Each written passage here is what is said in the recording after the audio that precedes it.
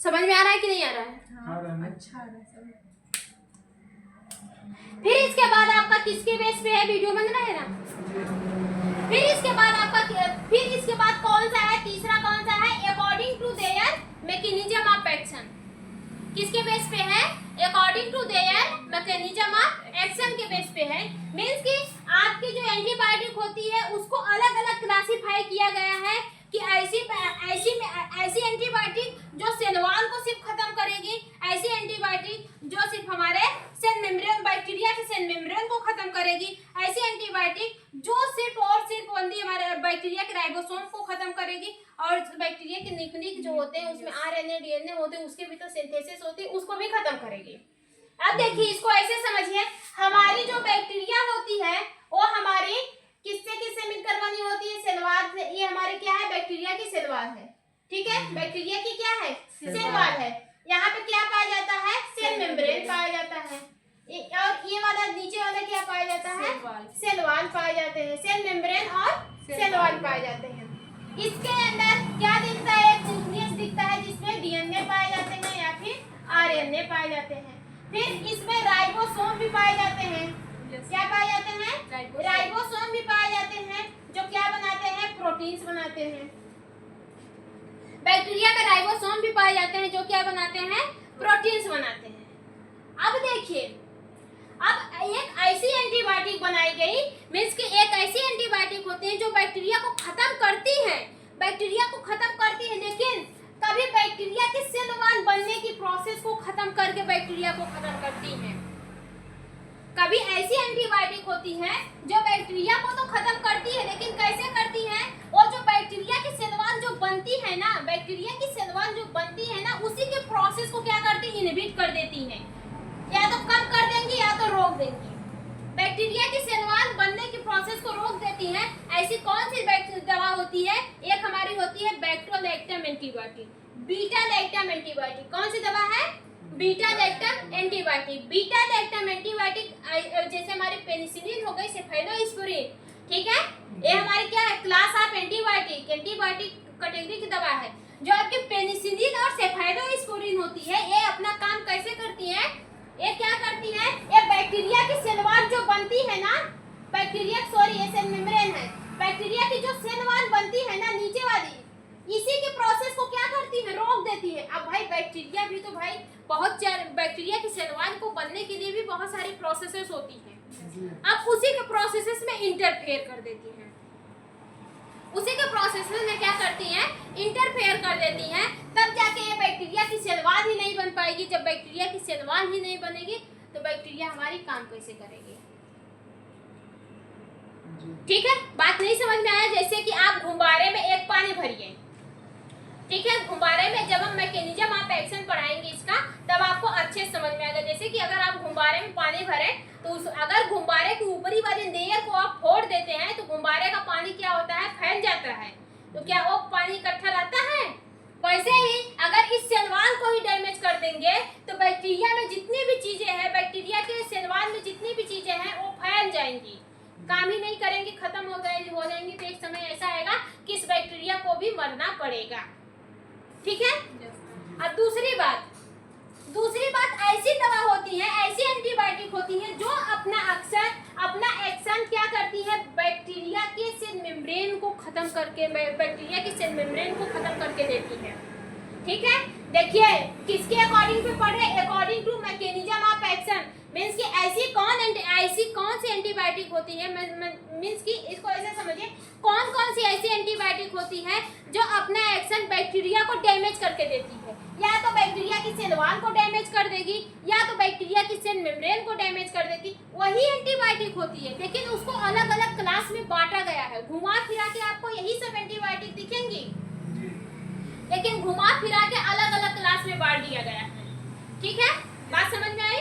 तो ये क्या जो आपकी सेल वॉल होती है, अब देखिए ये बैक्टीरिया की क्या है, ये हमारी किस पे काम करेगी, ग्राम नेगेटिव बैक्टीरिया में काम करेगी। याद करिएगा, ग्राम नेगेटिव बैक्टीरिया में हमारी क्या पाई जाती है, सेल मेम्ब्रेन पाई जाती है।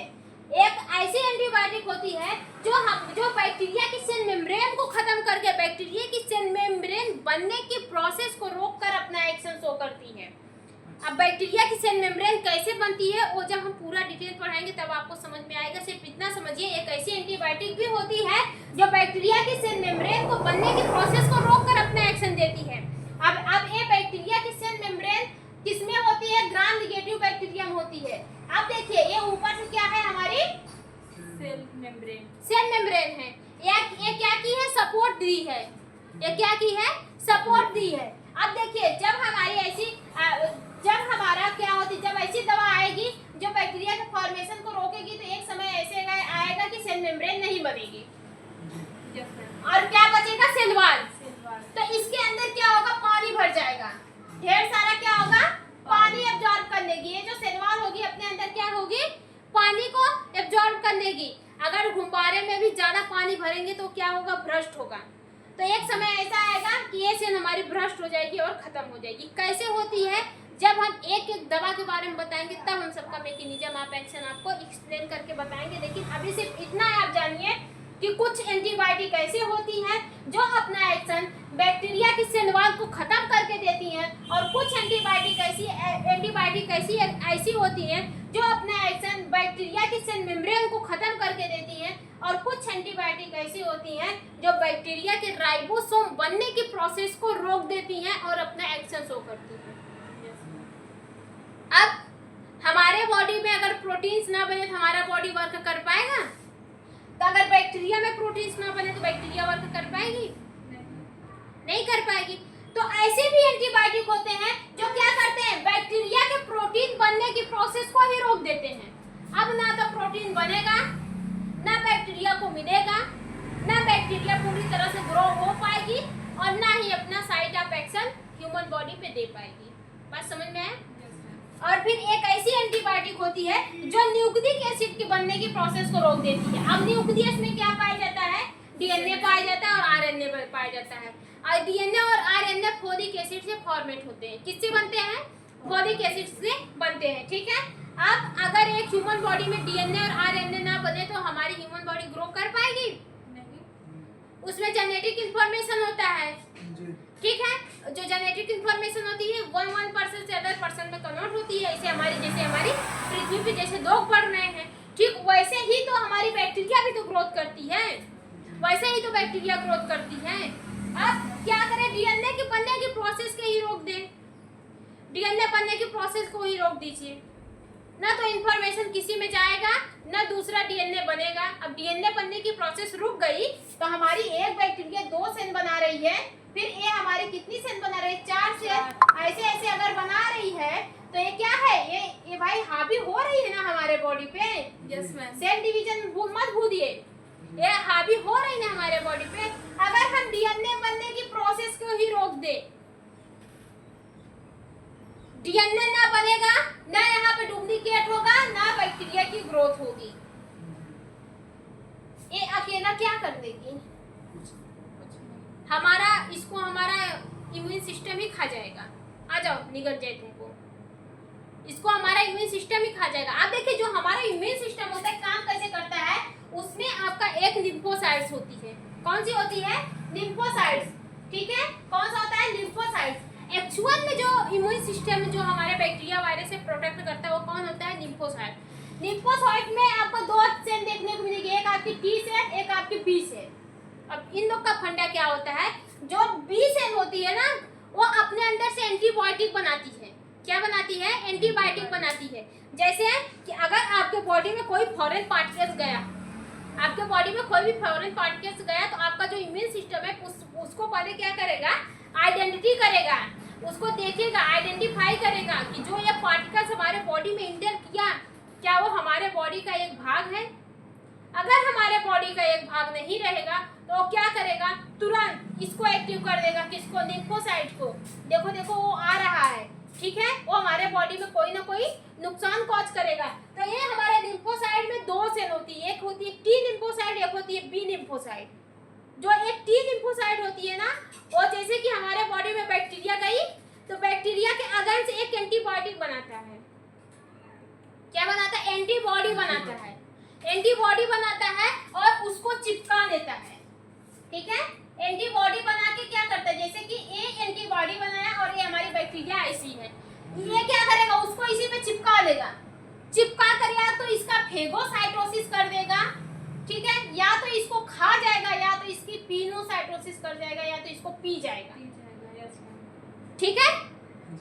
लेकिन किसी भी वजह से अगर हमारी ताकतवर है, हमारी बैक्टीरिया जो फॉरेन पार्टिकल्स हमारे बॉडी में इंटर किया वो ताकतवर है, इस बैक्टीरिया को मारने के लिए हमारा बी सेल असमर्थ है। बी सेल एंटीबायोटिक वगैरह तो बनाया, लेकिन क्या किया, इसको नहीं मार पाया, ये क्योंकि बहुत ताकतवर है। तो ये बैक्टीरिया हमारे बॉडी में क्या करेगी, जो सेल होगी उसको डैमेज करेगी, सेल को क्या करेगी, डैमेज करेगी। तब कौन एक्टिव होता है, टी सेल। टी सेल आता है, टी सेल क्या करता है, दोनों को खत्म कर देता है, अपने भी सेल को मार देगा और वो जो अफेक्टेड हुई है, जो बैक्टीरिया जिस सेल को अफेक्ट की है उसको भी खत्म करता है। मींस की सबसे ताकतवर ही होता है। मींस की एक तो एंटीबायोटिक बनाता है, जब असमर्थ एंटीबॉडी बनाता है, असमर्थ होता है, नहीं मार पाता है, तब एक्टिव होता है हमारा टी सेल, खत्म कर देता है। दो भाई दोनों जाओ, अपने वाली सेल को भी मारता है और उसको वाली भी सेल को मारता है। अपने वाली सेल को क्यों मारता है, क्योंकि अगर ए वाली हमारी सेल अफेक्टेड हुई तो जाहिर सी बात है इसकी वजह से आसपास की सारी सेल अफेक्टेड होंगी, फिर उसके आसपास की सारी सेल अफेक्टेड होंगी, फिर उसके आसपास की सारी सेल अफेक्टेड होंगी। तो हमारी पूरी बॉडी ही सेल से बनी है, हमारी पूरी बॉडी ही सेल से बनी है। तो जो सेल अफेक्टेड होती है उसी को क्या करता है, किल अप कर देता है, मार देता है। न रहेगी बांस न बाजेगी बांसुरी, ठीक है। आज सटीक फंडा बैठा है, ठीक है, बात समझ में आई। अब देखिए,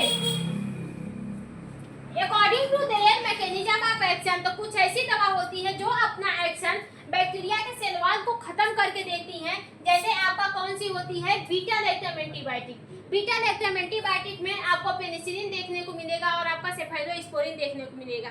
ये ऐसी दवा होती है जो अपना एक्शन बैक्टीरिया के सेल वॉल को खत्म करके देती हैं। फिर इसके बाद cell membrane, inhibit the formation of cell membrane. कुछ ऐसी दवा होती है जो अपना एक्शन बैक्टीरिया के सेल मेम्ब्रेन को बनने की प्रोसेस को रोक के देती हैं।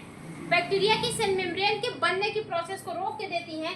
कौन सी होती है, एक आपका होता है डेप्थोमाइसिन।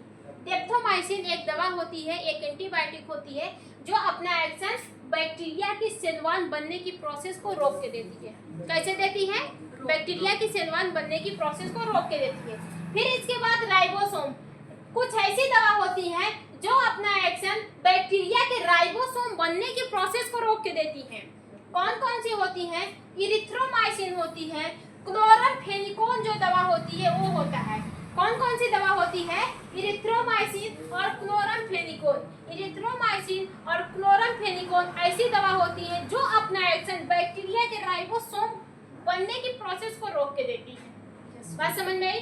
फिर आपका क्या होता है, न्यूक्लियस।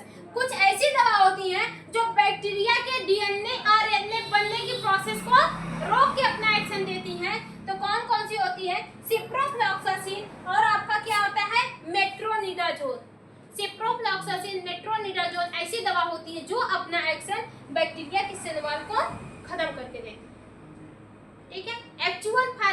एक्चुअल फार्माकोलॉजी तो अभी आप लोग की बची है, सिर्फ हम इंट्रो बता रहे हैं, ठीक है। बीटा लैक्टम एंटीबायोटिक ऐसा फार्माकोलॉजी पढ़ाएंगे ना एकदम मास्टर हो जाएंगे।